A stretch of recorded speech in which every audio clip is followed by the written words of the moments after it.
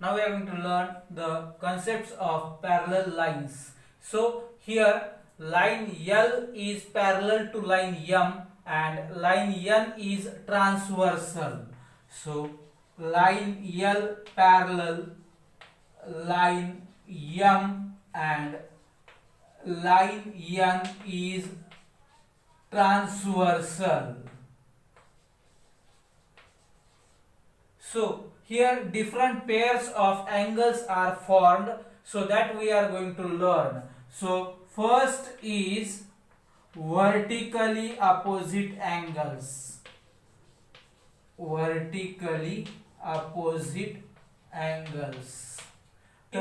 हा जो angle A आहे हा बनण्यासाठी हा एक रे वापरला आहे आणि हा दुसरा रे आहे. तर या रेचा अपोजिट रे हा आहे आणि या रेचा अपोजिट रे हा खालच्या दिशेने असेल.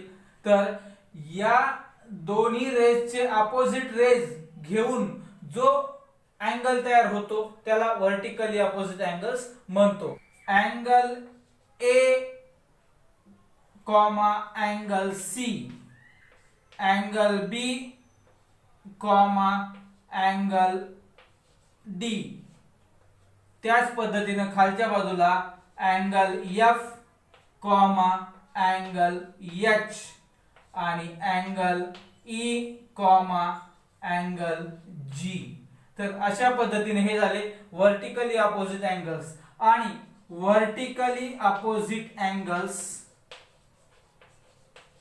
vertically opposite angles are congruent. तर हे कॉन्ग्रुएंट असतात. हे झाले पहिला प्रकार. यानंतर दुसरा प्रकार लिनियर पेअर ऑफ अँगल्स. तर हे सर्व शब्द आपल्याला या पूर्ण धड्यामध्ये येणार आहेत. तर लिनियर पेअर ऑफ अँगल्स. मग अँगल इन लिनियर पेअर म्हणजे काय, तर the adjacent angles whose sum is 180. ज्या दोन कोनांची बेरीज 180 येते आणि त्यामध्ये एक साइड कॉमन असते, तर त्यावेळेस आपण त्या दोघांना आपण लिनियर पेअर म्हणतो. मग या ठिकाणी angle A comma angle B, angle B comma angle C, angle C comma angle D, angle A comma angle D. तर अशा पद्धतीने या ठिकाणी एकूण 4 जोड्या तयार होतील. A B, B C, C D आणि ए डी अशा एकूण 4 जोड्या. तशाच पद्धतीने खालच्या बाजूला पण 4 जोड्या. तर याची प्रॉपर्टी आपल्याला लिहिता येईल linear pair of angles are supplementary.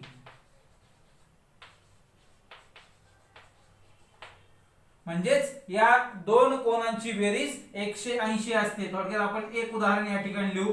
Angle A plus angle B is equal to 180 degree. तर अशा पद्धतीने हे लिहिता येईल. यानंतर तिसरा प्रकार आहे करस्पॉन्डिंग अँगल्स.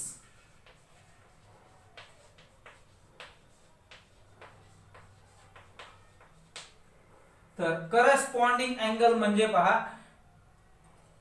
अँगल ए आणि अँगल ई हे दोन करस्पॉन्डिंग अँगल्स होतील. तर कशा पद्धतीने याला एक्सप्लेन करता येईल, तर पहा, हा रे किंवा ही लाईन आणि ही लाईन या दोन्ही पॅरलल आहेत आणि त्याच वेळेस दुसरी जी साइड आहे या दोन अँगल करणारी ती एकाच डायरेक्शनला असते. मग त्या दृष्टीनं तयार होणारा जो अँगल आहे तो अँगल ए आणि खालच्या बाजूला अँगल ई. म्हणून या ठिकाणी angle A comma angle E. त्यानंतर तसंच या बाजूला जर आलं तर पहा, अँगल बी आणि अँगल एफ खालच्या बाजूचा रे जो आहे तो बरोबर या डायरेक्शनला आहे, म्हणजेच दोघांची डायरेक्शन सेम आहे. त्याच बरोबर दुसरी जी बाजू आहे ती वरच्या दिशेने आहे. मग या ठिकाणी angle B comma angle F. त्याच पद्धतीनं हा सी आणि हा जी हे करस्पॉन्डिंग अँगल होतील. अँगल सी अँगल जी आणि चौथी जोडी अँगल डी आणि angle H, angle D angle H. तर जर या दोन लाईन पॅरलल असतील तर हे जे करस्पॉन्डिंग अँगल्स आहेत हे कॉन्ग्रुएंट असतील. मग if the lines are parallel then the corresponding angles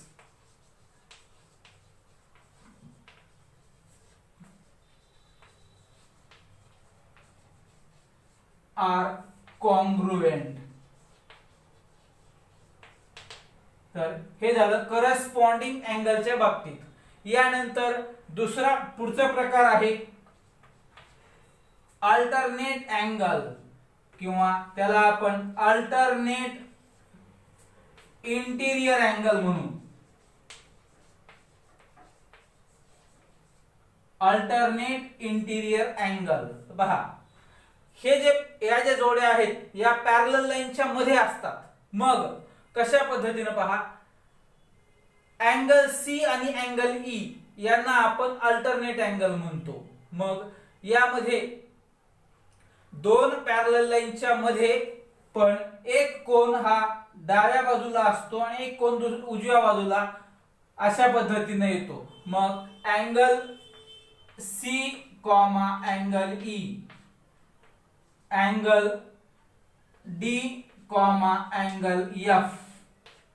मग अल्टरनेट इंटिरियर अँगलची प्रॉपर्टी आहे दे आर कॉन्ग्रुएंट. मग alternate interior angles are congruent, हे कॉन्ग्रुएंट असतात. यानंतर पाचवा प्रकार आहे अल्टरनेट एक्सटिरियर अँगल, जो आपण 8वीच्या पुस्तकात सुद्धा पाहिलेला आहे. Alternate exterior angle. मग या ठिकाणी पहा, हे इंटिरियर अँगल आहेत तर हे दोन अँगल एक्सटिरियर अँगल होतील, अँगल बी आणि अँगल एच.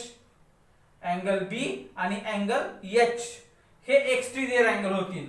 मग angle B comma angle H, तसंच angle A comma angle G, angle A comma angle G हे अल्टरनेट एक्सटिरियर अँगल होतील. मग याची पण प्रॉपर्टी तीच आहे, alternate exterior angle are congruent. Alternate exterior angles R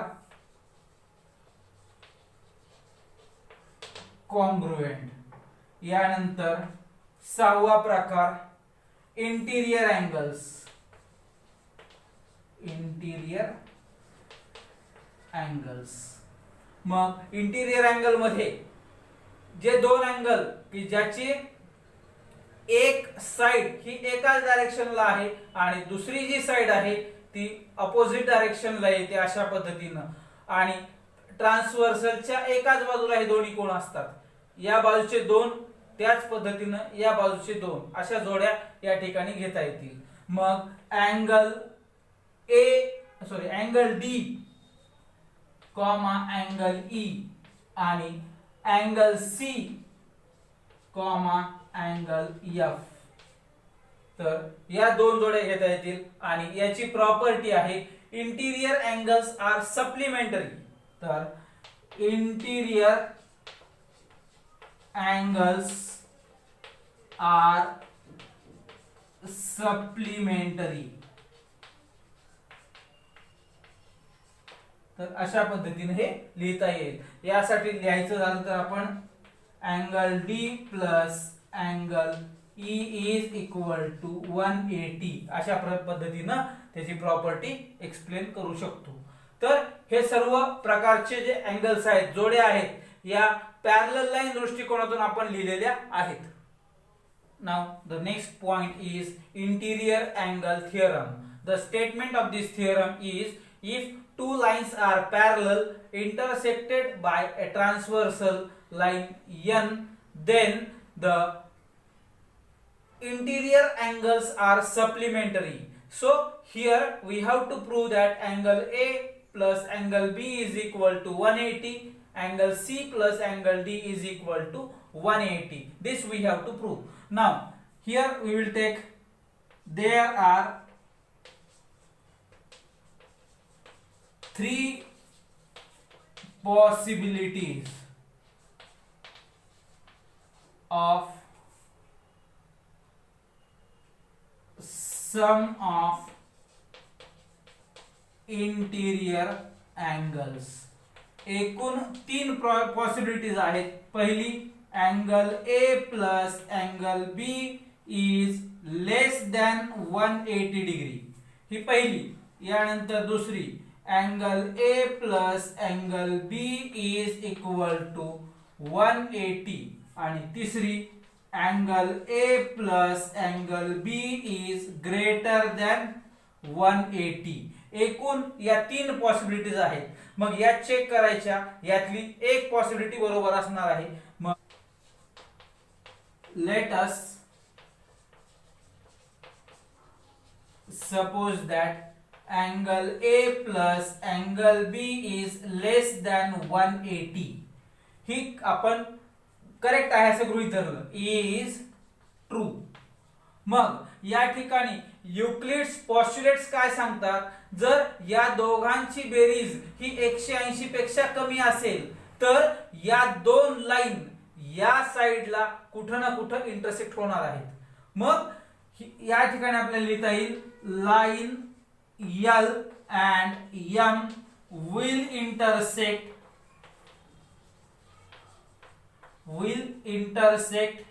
each other. या दोन्ही इंटरसेक्ट होणार आहेत, म्हणजेच त्या इंटरसेक्ट होणार आहेत याचा अर्थ त्या पॅरलल राहणार नाहीत. मग या ठिकाणी आपल्याला लिहिता येईल, but line L parallel line M, this is given. मग हे चुकीचं आहे. ही जी बेरीज 180 पेक्षा कमी असेल हे चुकीचं आहे. म्हणून therefore we can write angle A plus angle B is less than 180 is impossible. याला स्टेप नंबर 1 लिहायचं. यानंतर let us suppose that angle A plus angle B is greater than 180. या दोघांची बेरीज 180 पेक्षा जास्त आहे असं आपण गृहीत धरू. मग त्यासाठी जायचं आहे, तर angle A plus angle D is equal to 180, angle B plus angle C is equal to 180. हे दोन्ही जे आहेत हे लिनियर पेअर ऑफ अँगल्स आहेत, लिनियर पेअर ऑफ अँगल्स. मग या दोन्ही इक्वेशनची ऍडिशन घ्यायची, तर angle A plus angle B plus angle C plus angle D is equal to 180 plus 180. So angle A plus angle B plus angle C plus angle D is equal to 360. मग angle C plus angle D is equal to 360 minus angle A plus angle B.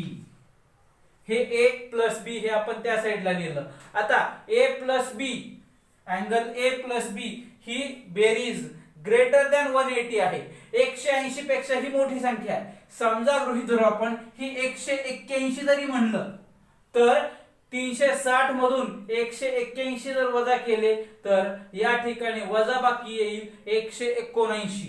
याचा अर्थ angle C plus angle D ही बेरीज ही 180 पेक्षा कमी येणार आहे.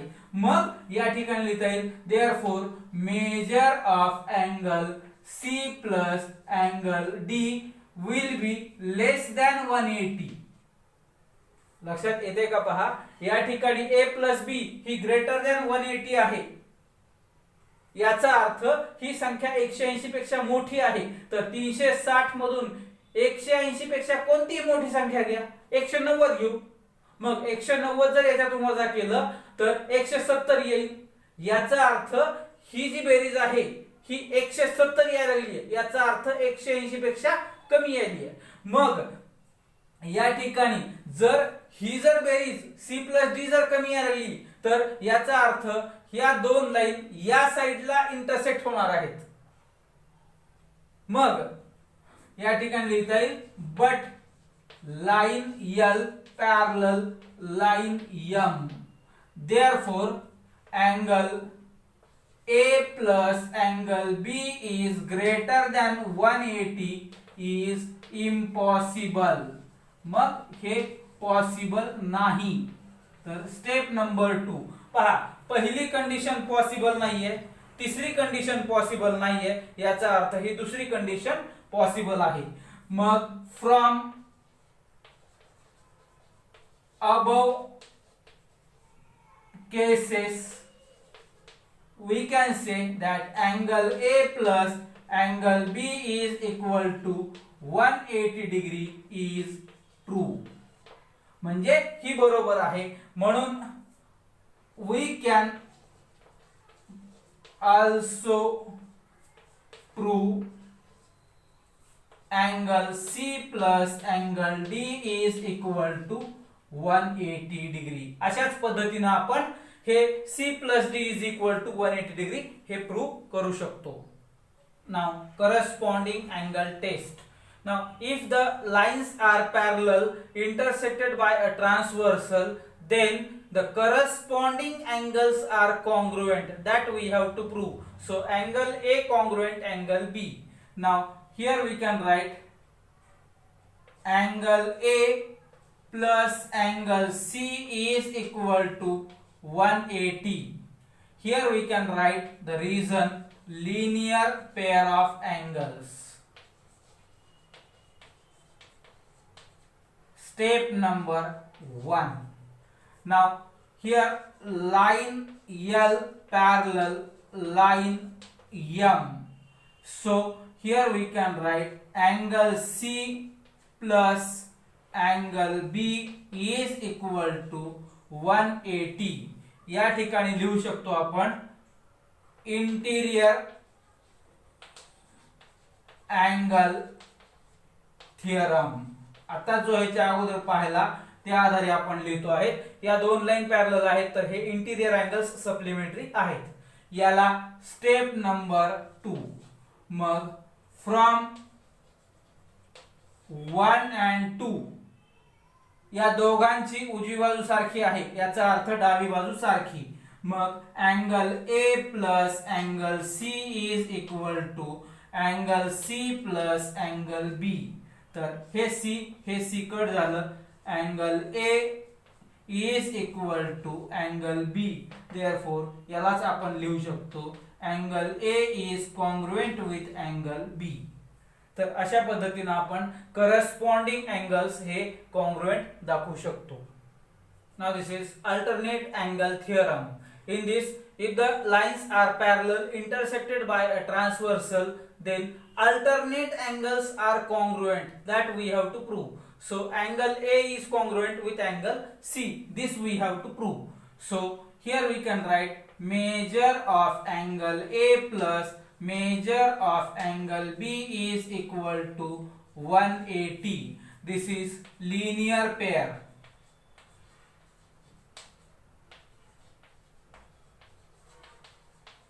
आणि line L parallel line M. तर त्यानुसार हे इंटिरियर अँगल्स हे सप्लिमेंटरी आहेत. मग measure of angle B plus measure of angle C is equal to 180. याला आपण लिहू शकतो interior angle theorem.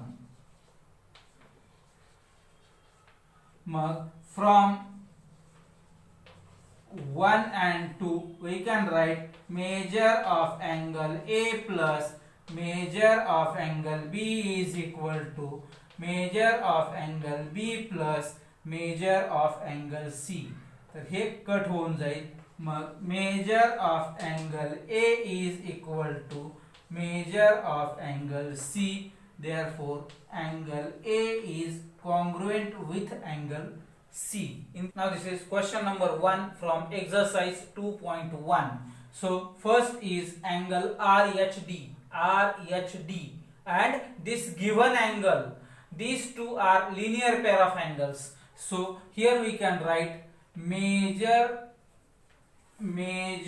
of angle RHD plus measure of angle PHD is equal to 180 linear pair.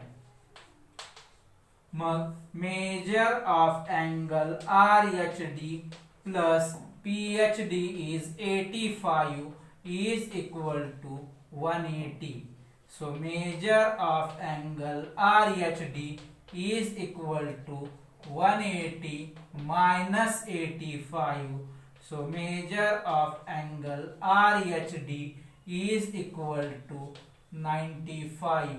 Step number 1. आता दुसरा कोण आहे PHG. PHG तर हे दोन्ही अँगल हे व्हर्टिकली अपोजिट अँगल आहेत. मग या ठिकाणी आपण लिहू angle PHG congruent angle RHD. याला कारण व्हर्टिकली अपोजिट अँगल्स. मग measure of angle PHG is equal to RHD is equal to 95 degree. मग therefore measure of angle PHG is equal to 95 degree. Step number 2. दूसरा angle HGS. HGS हा angle आणि हा angle हे दोन्ही corresponding angle आहेत. मग angle HGS congruent angle PHD याला लिहायचं करस्पॉन्डिंग अँगल्स. मग measure of angle HGS is equal to measure of angle PHD is equal to 85. Therefore measure of angle HGS is equal to 85. Step number 3. आता MGK तर MGK आणि HGS हे दोन्ही vertically opposite angles आहेत. मग angle MGK congruent angle HGS याचं कारण लिहायचं व्हर्टिकली अपोजिट अँगल्स. मग measure of angle MGK is equal to measure of angle HGS is equal to 85 degree. Therefore measure of angle MGK is equal to 85. Step number 4. Now this is example number 2. Here line P is parallel to line Q. So here first of all we have to find out angle A. So here we can write solution. Measure of angle A plus 110 degree is equal to 180. याला नाव देत बसण्यापेक्षा या ठिकाणी आपण ते मापच लिहिलेलं आहे. तर angle A plus this 110 degree, these two are linear pair of angles. मग या ठिकाणी लिहिता येईल linear pair. मग measure of angle A is equal to 180 minus 110, that is 70 degree. Angle A is 70 degree. Step number 1. त्यानंतर line P parallel line Q या प्रमाणे angle B congruent angle A याला आपण लिहू शकतो अल्टरनेट एक्सटीरियर अँगल्स आणि alternate exterior angles are congruent. मग measure of angle B is equal to measure of angle A is equal to 70. Therefore, measure of angle B is equal to 70. Step number 2. त्यानंतर आता ही linear पेअरची जोडी घ्यायची.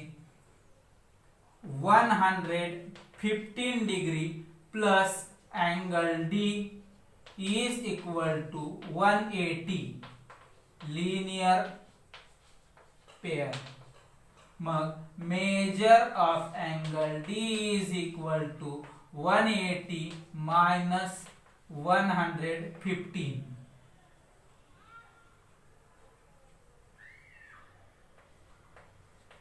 (65). So measure of angle D is equal to 65. Step number 3. तर angle E congruent angle D याला corresponding angles म्हणू. Corresponding angles. Therefore, measure of angle E is equal to measure of angle D is equal to 65. Therefore, measure of angle E is equal to 65. Step number 4. मग आता हा 65 असेल तर हा कोण काढायचा आहे. मग measure of angle C plus measure of angle E is equal to 180 linear pair. मग measure of angle C plus 65 degree is equal to 180 degree. किंवा एक मिनिट आपण या ठिकाणी डायरेक्ट करस्पॉन्डिंग अँगल प्रमाणे जरी लिहिलं असतं तरी काही अडचण नव्हती. Measure of angle C is equal to 180 minus 65 that is 115. Measure of angle C is equal to 115. Now this is example number 3.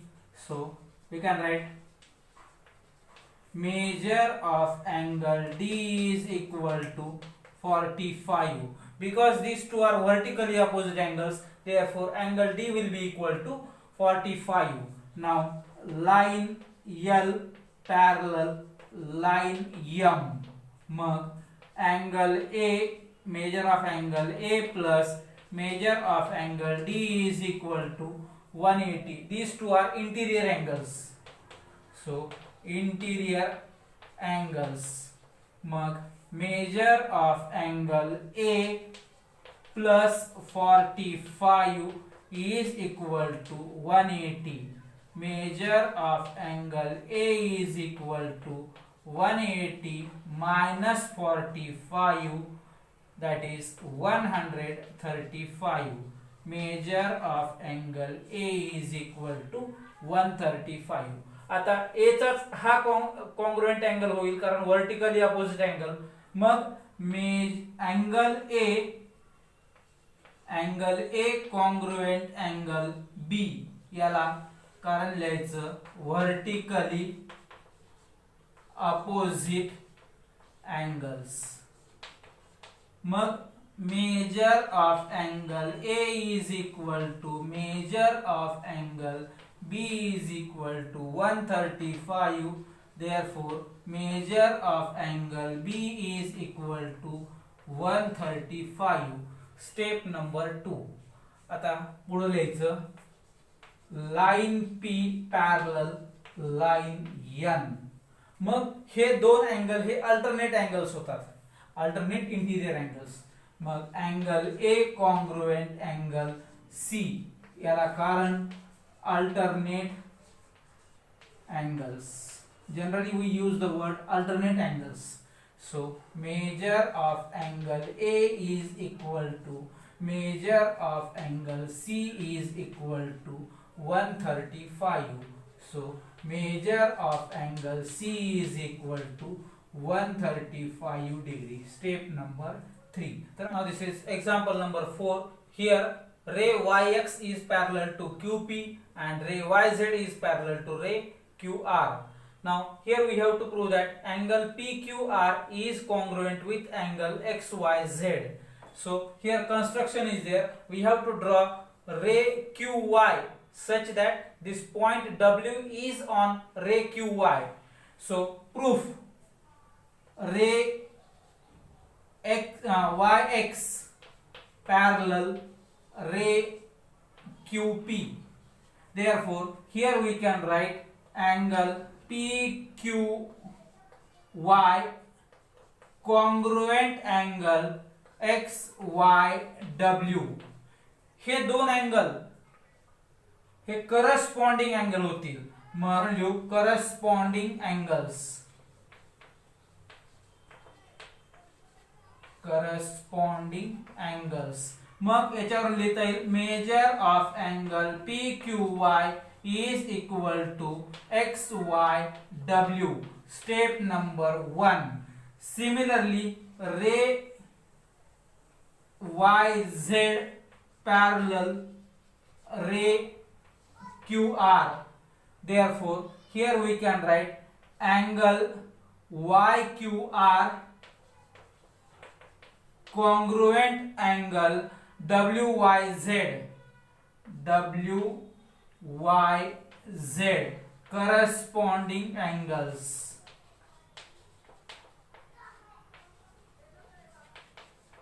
Therefore measure of angle YQR is equal to measure of angle WYZ.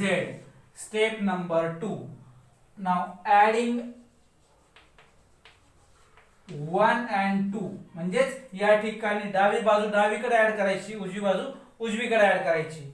मग measure of angle PQY plus measure of angle YQR is equal to measure of angle XYW plus measure of angle WYZ.